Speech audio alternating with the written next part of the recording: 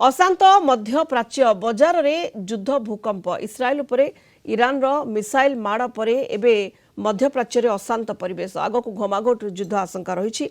एभली स्थिति रे तैल बजार रे निया लागिथिबा बेले उपर मुहां हेउछि सुना। यह प्रभाव रे भारतीय शेयर मार्केट रे देखा देछि बड़ पतन।